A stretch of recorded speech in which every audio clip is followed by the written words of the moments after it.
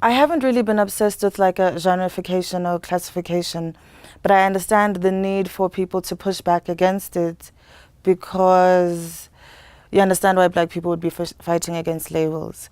I think though it doesn't really matter because when I'm talking to you and when you're listening to me, when I talk about jazz, you know what I'm talking about.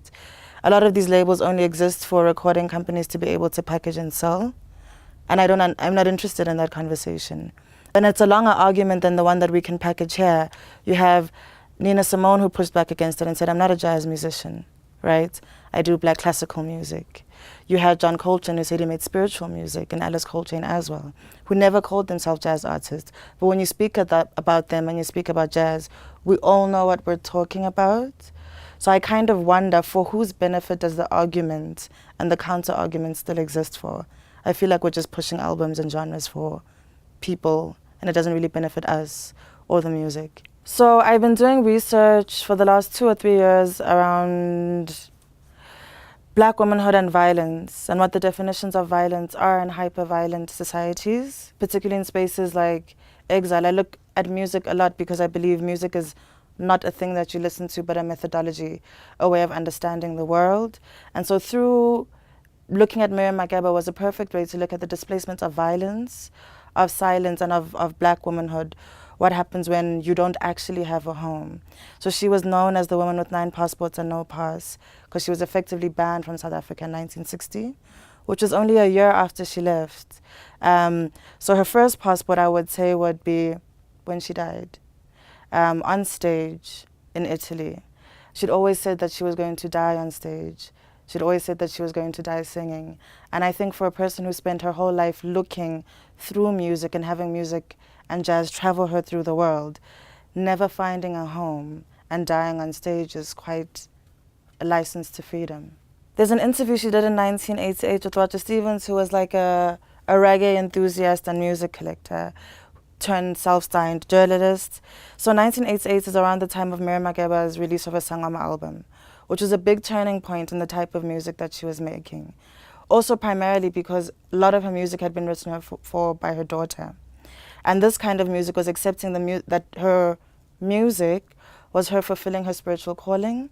Mama Kebega Sangoma as well. So in the interview, I don't know if Roger Stevens is being tongue-in-cheek or if he's just being a white man.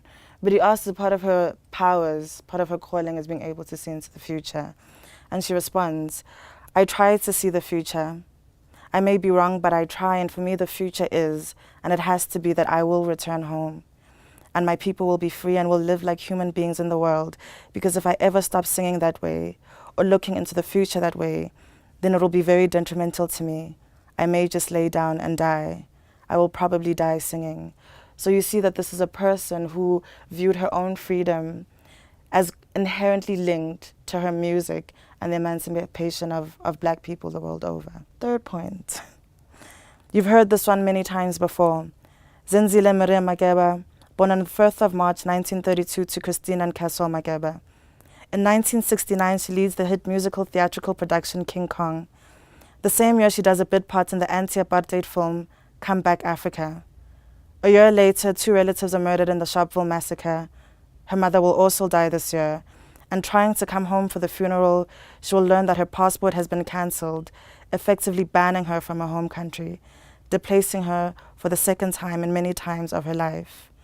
Later that year, her 9-year-old daughter, Bongi, will join her in the States. Bongiwe Makeba was Miriam Makeba's primary songwriter, and she wrote one of the most famous freedom anthems and anti-war songs, West Wind. West wind, blow ye gentle over the shores of Africa. My sun is brown and over, here within my heart they lay and lay. West wind, gather your wisdom, gather all the young for me. Black cloud hanging over, nest your bosom song and free. Unify us, don't divide us, unify us, don't divide us.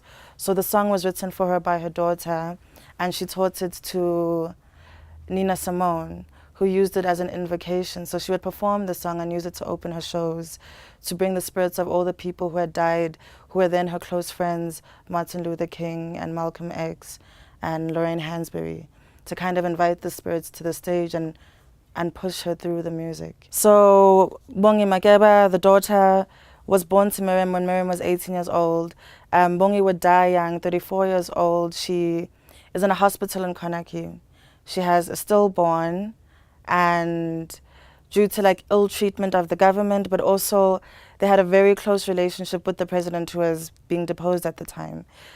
She loses her mind, is the common story, and rolls out in the street in a hospital gown, bleeding, and dies that way. Miriam will later go on to say that she thinks that the reason that Bongi died the way that she did is that she didn't fulfill her spiritual calling, which was to sing. And that it wasn't enough for her to just write the songs for her mom, but that she needed to invoke the physical presence and sing. And that if Miriam hadn't sang and fulfilled her calling, she probably would have had the same kind of misfortune. For the fourth time, Miriam will be banned in her life when she's banned from the States. This is around the time that she marries Stokely Carmichael, was the leader of the Black Panthers. I think what was happening then is that it was okay when she was talking about apartheid South Africa and they were touring her in the UN, and it's nice when you're an activist but you're not speaking out against apartheid America. So the close ties with the Black Panthers then made them a little bit nervous about her power. She'd been tailed by the CIA, Hugh Masekela, all of them for a while by then, and they blackballed her. So she couldn't get any shows, couldn't make any money, couldn't perform any gigs, couldn't get played on the radio. And she decided to leave, and that's when she moved to Guinea. She returns to the States in the 80s, so it's about 2 decades later, and this is with the Paul Simon Graceland tour. And then comes back again for the release of the album Sangoma, about which she says, I was never really banned from the States because I've always been coming here. They never said you can never come back here. But what happened is that they cancelled me. People decided not to deal with me artistically. My records were not played or not played at all. I decided that rather than stay here and drown, I would not allow myself to be strangled. I would leave. So I went to Guinea, and from Guinea I'd go to different parts of the world where I had an audience that did not take my personal life so personal. And that way I've been able to survive as an artist for the 21 years. I sporadically came here to perform, but my career effectively ended in the States right after Pata Pata. I left and I just went away, being that the world is big and round, and now I'm back and I'm here, and I'm happy to say that I didn't come back crawling. I came back walking tall. We can be both because we're all multifaceted people. You can be Munatimpulaye, but you can also be about something still, right? But I think also people like you, like Miriam, like Nina Simone, were outliers. Not everybody who was a jazz artist was an activist, right? John Coltrane didn't really give a damn about politics. He cared about God, and that was his politic, to become supreme and to become divine in any way that he found necessary and possible. And I think what a lot of people mistake is that a lot of the South African musicians who were in exile went in an exile because they were running away from apartheid. They were running from economic apartheid. They couldn't make money and became politicized because they were away from home, in the way that being displaced will force you to be politicized. But then there was also an active effort by the ANC with the Medu Collective and the PAC with their musical arms to push political messaging through music. And because literature and outright speaking was banned and political parties was banned, music was a way in which you could infiltrate a message. So these people were like actively contacted by the ANC or the PAC to say, please push this music, which is not to say that they weren't activists anyway, but this was a concerted effort. Obviously, a person like Miriam will be politicized from the get-go. She grew up, was born to a domestic worker, had her father die very young, had a calling, a spiritual calling, which in itself is a political calling. She'll be speaking about these things anyway. She still made Pata Pata. Baxabene Oklam. What is that about? You would never ask a white musician, should you be reflecting your times or should you be dancing? That's an onus we only put on black musicians. You can either make us dance or you can either make us think. And if you're making us dance, then it means you're not making us think. And if you're making us think, it means we're not having fun. I think it's unfair burden that is only ever placed on black artistry to reflect the times or to reflect your people. You would never ask a white person what limitations they put on their creative and artistic expressions. So I find Thabang Tabane to be a beautiful outlier in that he's a clear continuation to a music that was effectively birthed and spearheaded by his father. And this beautiful timing of he's recording his album and it's just about to come out. And that's when his father passes away. To me, it feels like a handing over a baton to say that I trust you with this and you can run with it. I think Thabang is making amazing music. Mthwakazi, who hasn't had an album in a really, really long time. But people kind of forgot about her after she did the music with Simpiwe Dana because that's what they expected of her. But she's been working in Makaya in the Eastern Cape with the orchestra, working with indigenous music, teaching people how to still make their own instruments.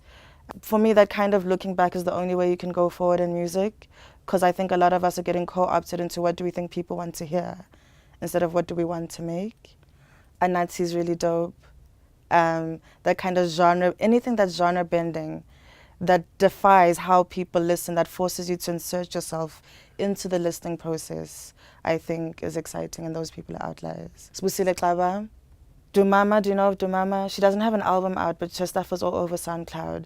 And I remember I had downloaded it, but I'd forgotten. And I was listening to it, I was like, wait, is this Michelle Ndegochelo singing in Xhosa? Like, absolutely amazing stuff. So those are the people I'm looking forward to.